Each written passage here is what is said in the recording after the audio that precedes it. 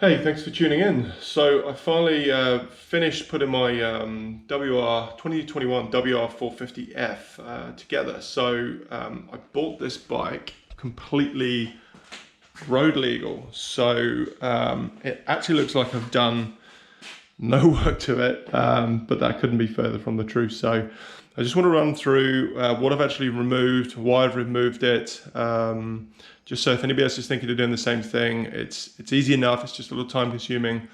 So right, we'll start with the parts that's actually come off the bike.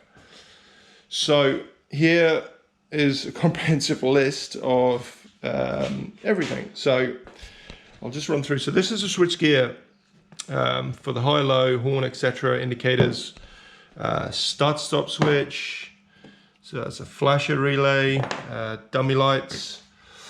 This is the shielding essentially that covers in the front sprocket and chain, brake light switches. So of course these come off, then you've got to re-bleed the brakes. This is a spark arrestor. It's not required under NZ law for forestry, so that's out. This is a restrictive tailpipe end cap. Again, removed Yamaha supply the essentially off-road ones. You just unbolt that and bolt it on. This thing here that looks like a shiwi is the air intake restrictor. So, and we also have a throttle stop. So this goes in the throttle body, and this sits literally, I don't know if you can see it on camera, but right in there, and that just limits the throttle to about 30% opening, and you just remove it. Yamaha supply another bolt, you just replace it with that, and then you can move the throttle fully, which is good. So I went one stage further and I'm bolting the switch gear, etc. Now Yamaha do supply all the off-road switches in the kit, as in the off-road kit. As well, which is great, but you're essentially going to end up with this mass of wires behind the headlight. That's the horn one that started taping up before I decided to de-loom it. When I say de-loom, I mean de-loom the road kit. Obviously the bike still has its main loom, which it comes with from the factory. Now this all unplugs. You can disconnect all of this without cutting a single wire. So if you take your time, I'm absolutely no electrical expert. In fact, I got myself a little bit confused originally just with this part here that plugs into the back of this, mainly because I thought, well, hang on a second, I disconnect all this, then the headlight won't work if I need it. Well, that's actually not the case.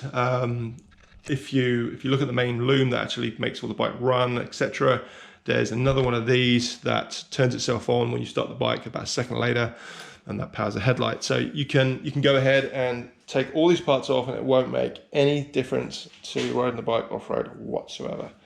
If anybody's wondering why I've gone to the effort of doing all this, primarily one reason only.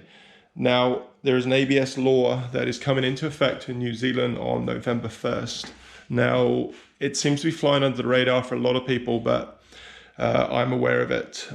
So effectively means if you do not have ABS on a motorcycle by November 1st, 2021, when you go to register it, it won't pass compliance. So you can't get plates for it and it can never go on the road. So I wanted to get my plates now. Yes, sure, I've wasted 6 months rego, but it's worth it. So if anyone's thinking of buying a dual sport, your KTM 500, your 450, your WR, your DRZ, DR, the list goes on. Please do it now, because under current legislation, if it all comes into effect and nothing changes, this will be your only opportunity. So yeah, forewarned is forearmed.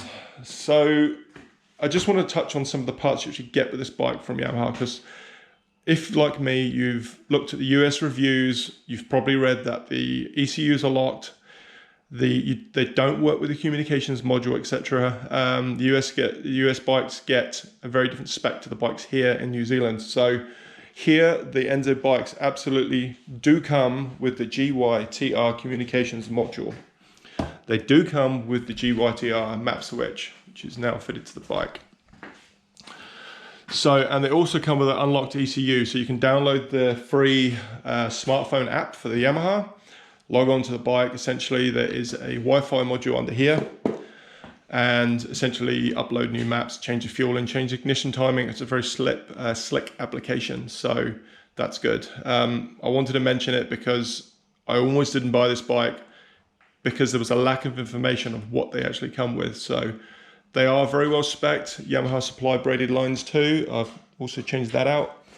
And a digital fan. I'm pleased with what they come with. It's spec-wise, you could compare it to something like, I don't know, a 6-day KTM. So I might sound like a Yamaha fanboy, but to be honest, I've been on orange bikes for the best part of 25 years. I mean, you just take a look at my spares wall up there. It's just KTM part numbers and KTM this. It's something I've just, I've ridden and enjoyed riding their bikes for a number of years, but there's no getting away from it. Their bikes are getting more and more expensive, and it's kind of what led me to this. So I did a little calculation here on this bike, and so comparing it with the 450 EXC, this Yamaha retails in New Zealand for $15,600. Now that comes with everything you can imagine under the sun that you'd want to put on it initially, like the fan, for example. It's considerably less than the KTM anyway, but the time you add the price of the spares on top, or not really spares, but the additions to make it the same spec, the cost difference is quite considerable. So the KTM EXC runs $17,900 at RRP. The time you add all the additional extras, fan, map switch, bash plate, etc., it runs to $19,121.70. So that is $3,521.70 difference to this Yamaha. So this is why I'm giving this thing a good shot. I'm excited to try it.